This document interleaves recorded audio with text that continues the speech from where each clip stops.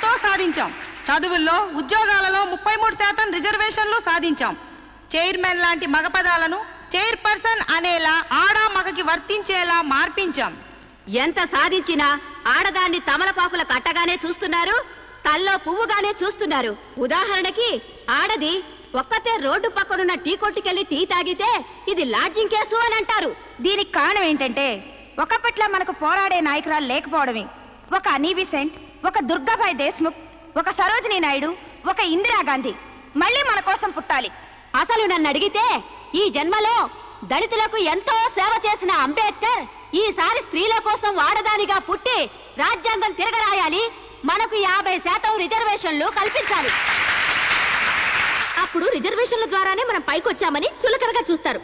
అయినా మగాడు ఆడది ఒకరినొకరు అర్థం చేసుకుంటే ఈ భేదాలెందుకు, ఈ వాదాలెందుకు? ఎవరెంత ఎదిగినా కనాల్సింది ఆడదే, కారకుడు మగాడే. ఈ సత్యం తెలుసుకుని ఒకరినొకరు గౌరవించుకుంటే చాలు. మగాడు ఆడదాన్ని గౌరవించడం అటుంచి అణగదొక్కుతున్నాడు. మనం మగాళ్ల కాళ్ళు నొక్కడాలు, పని మనిషిగా చాకరీలు చేయడాలు అవన్నీ మానేయాలి. మనకి స్వేచ్ఛ కావాలి. మగాళ్ళు మనకి చేస్తేనే మనం వాళ్ళకి చేయాలి. వాళ్ళు అసలు లెక్క చేయకూడదు.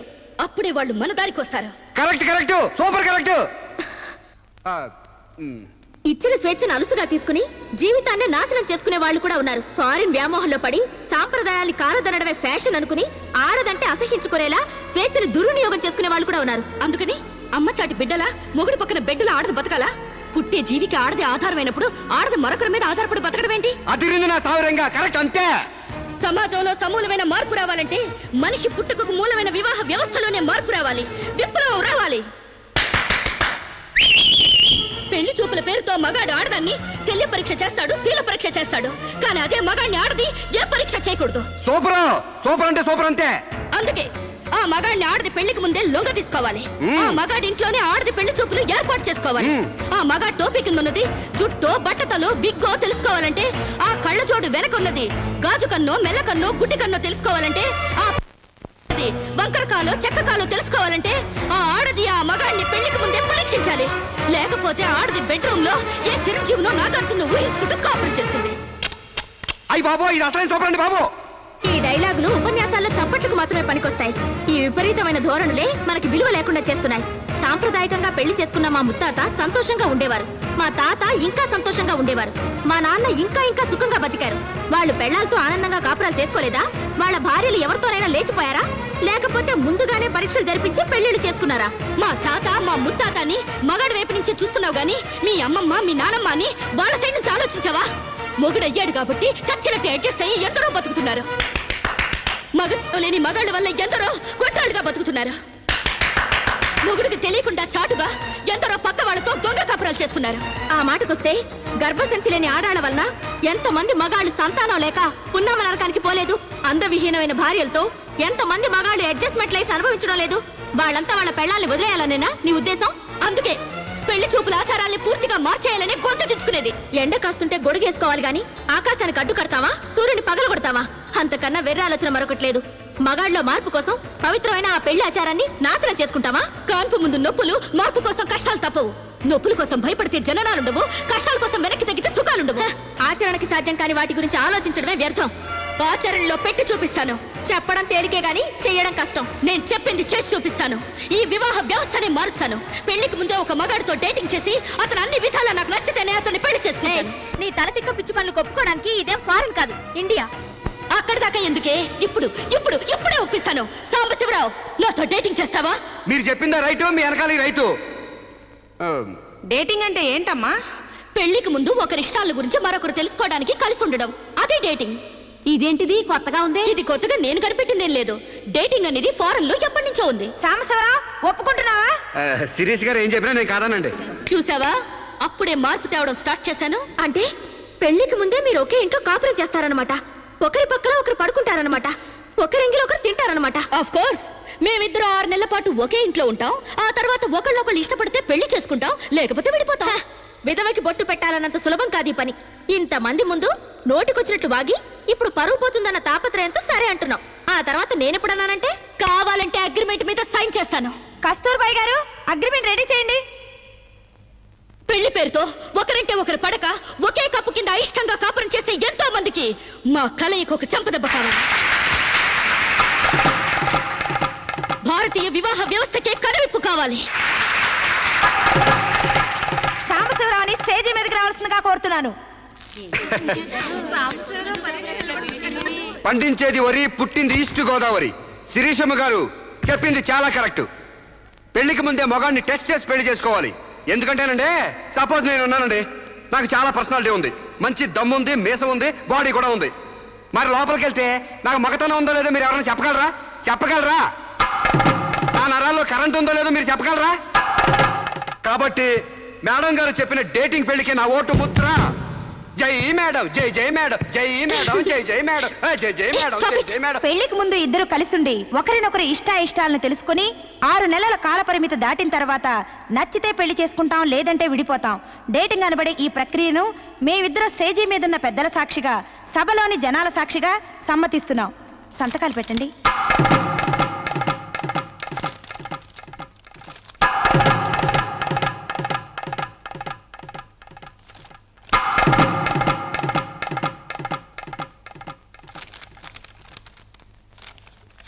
ఇక 6 నెలల తర్వాత మాకిష్టమైతే మీ అందరి సమక్షంలో మేము పెళ్లి చేసుకుంటాం.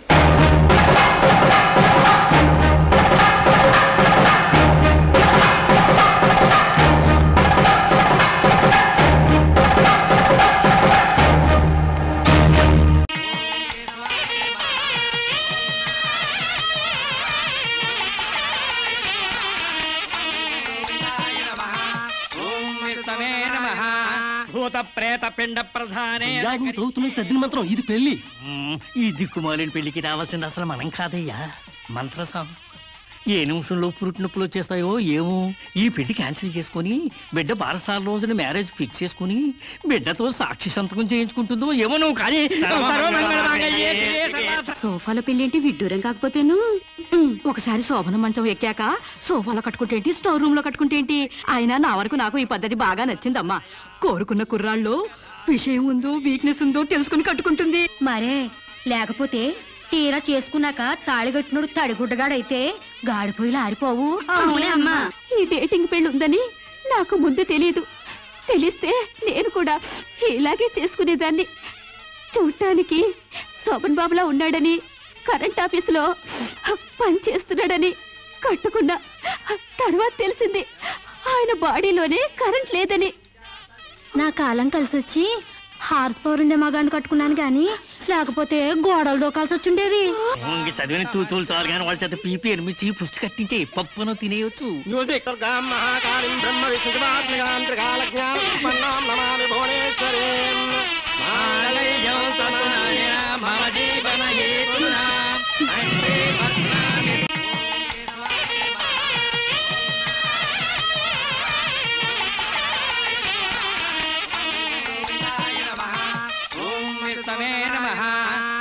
ప్రేత పిండ ప్రధానే చదువుతున్న తద్దిన మంత్రం ఇది పెళ్లి.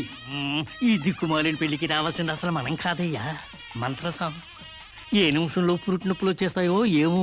ఈ పెళ్లి క్యాన్సిల్ చేసుకుని బిడ్డ 12 రోజున మ్యారేజ్ ఫిక్స్ చేసుకుని బిడ్డతో సాక్షి సంతకం చేయించుకుంటుందో ఏమో. నువ్వు కానీ సోఫాలో పెళ్ళేంటి విడ్డూరం కాకపోతేను. ఒకసారి శోభన మంచం ఎక్కాక సోఫాలో కట్టుకుంటే ఏంటి, స్టోర్ రూమ్ లో కట్టుకుంటే ఏంటి. అయినా నా వరకు నాకు ఈ పద్ధతి బాగా నచ్చిందమ్మా. కోరుకున్న కుర్రాళ్ళు విషయం ఉందో వీక్నెస్ ఉందో తెలుసుకుని కట్టుకుంటుంది. మరే లేకపోతే తీరా చేసుకున్నాక తాళిగట్టినోడు తడిగుడ్డగాడైతే గాడిపోయిలు ఆరిపోవు. అమ్మా, ఈ డేటింగ్ పెళ్లి ఉందని నాకు ముందు తెలియదు. తెలిస్తే నేను కూడా ఇలాగే చేసుకునేదాన్ని. చూడటానికి శోభన్ బాబులా ఉన్నాడని, కరెంట్ ఆఫీసులో పని చేస్తున్నాడని కట్టుకున్నా. తర్వాత తెలిసింది ఆయన బాడీలోనే కరెంట్ లేదని. నా కాలం కలిసి వచ్చి హార్స్ పవర్ ఉండే మగాన్ని కట్టుకున్నాను గాని లేకపోతే గోడలు దోకాల్సి వచ్చిండేది. చదివిన తూతులు చాలు కానీ వాళ్ళ చేత పీపీ ఎనిమిది పుష్టి కట్టించే పప్పును తినేయచ్చు.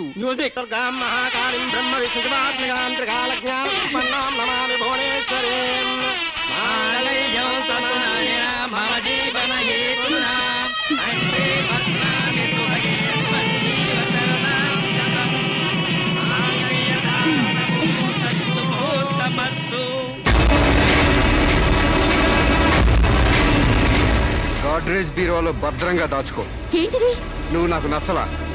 అందుకే తాళిబొట్టు కట్టట్లేదు. ముహూర్తం టైంలో జోకులేంటి? Useless fellow. ఇంకొకసారి యూజ్లెస్ ఫెలో అన్నావంటే చెప్పుతో కొడతా.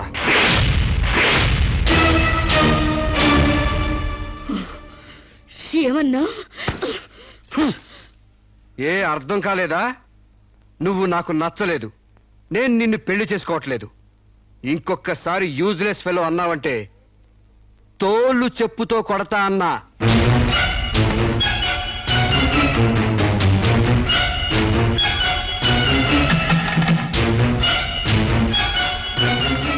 ఆగు బాబు, ఏమైంది? మీ చెల్లెలు నాకు నచ్చలేదండి, ఈ పెళ్లి క్యాన్సిల్. ఏమిటి పెళ్లి క్యాన్సిలా? అవును, ఇష్టపడి డేటింగ్ పెట్టుకున్నాం. ఆ డేటింగ్ లో నేను పాస్ అయ్యాను, మీ చెల్లెలు ఫెయిల్ అయింది. నా ప్యాంట్లో ఉన్నవి వంకర కాళ్ళ మంచి కాళ్ళ, నాకు మగతనం ఉందా లేదా అని ఎక్స్రేలు చేసి మరీ పరీక్ష పెట్టింది. దాంట్లో నేను పాస్ అయ్యాను. నాకు పొద్దున్నే లేచి ఎక్సర్సైజ్ అంటూ ఒంగుళ్ళు దూకుళ్ళు చేసే పెళ్ళం అక్కర్లేదు. తెల్లారగట్టే తలంటుకుని పొలానికి వెళ్లే పెళ్ళం కావాలి. ఒళ్ళంతా కనిపించేలాగా బొట్టు కింద అరగజో, బొట్టు పైకి అరడుగు పీలికలు వేసుకునే పెళ్ళం అక్కర్లేదు. ఆడదని తెలిసేలా 6 గజాల చీర కట్టుకునే ఆడది కావాలి. అట్టాగే నా కాబోయే భార్య సీతలాగా ఉండాలని కోరుకున్నాను. కానీ పెళ్లికి ముందే లాడ్జింగ్ సర్వీసులా నీ చెల్లెలు నాతో కడుపు చేయించుకుంది. కాబట్టి నీ చెల్లెలు ఫెయిల్ అయింది. అందుకే మీ చెల్లెలు నేను పెళ్లి చేసుకోవట్లేదు. తాళి కట్టకుండా మండపం నుంచి బయటకు వెళ్దామని. నువ్వు నా పంచం మీద అంచు కూడా పీకలేవు. సాంబశివరావు, డేటింగ్ లో పాస్ అయ్యాను ఫెయిల్ అయ్యానని నీ దారి నువ్వు చూసుకుంటే ఈ కడపకు బాధ్యులు ఎవరు? ఇత్తనం నాడితే మొక్క మొలుస్తుందని ముందు మీకు తెలియదా? ఒళ్ళు కొవ్వెక్కి కడుపు చేయించుకోవడం మీ ఆడపడుచు తప్పు గాని నా మగతనం తప్పు కాదు. సాంబయ్య, నన్ను మోసం చేయడానికి నీకు ఎంత ధైర్యం రా?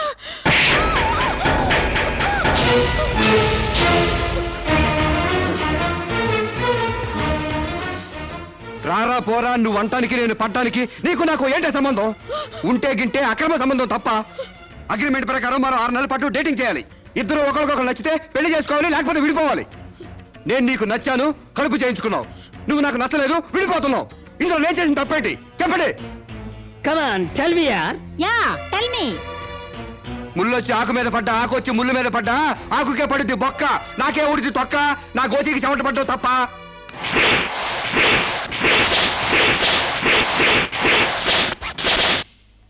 నాన్న, సీన్ అర్థమైంది?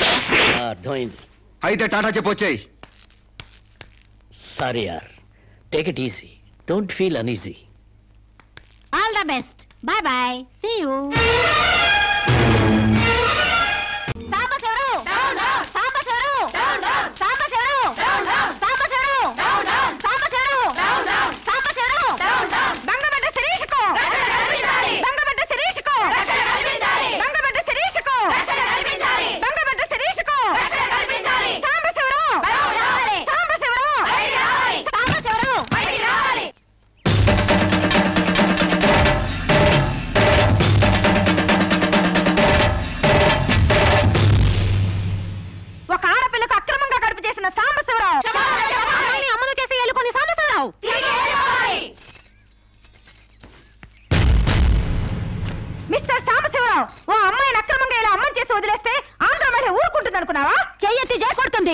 నిన్ను చొక్కా పట్టుకుని బయటికి ఏడుస్తుంది.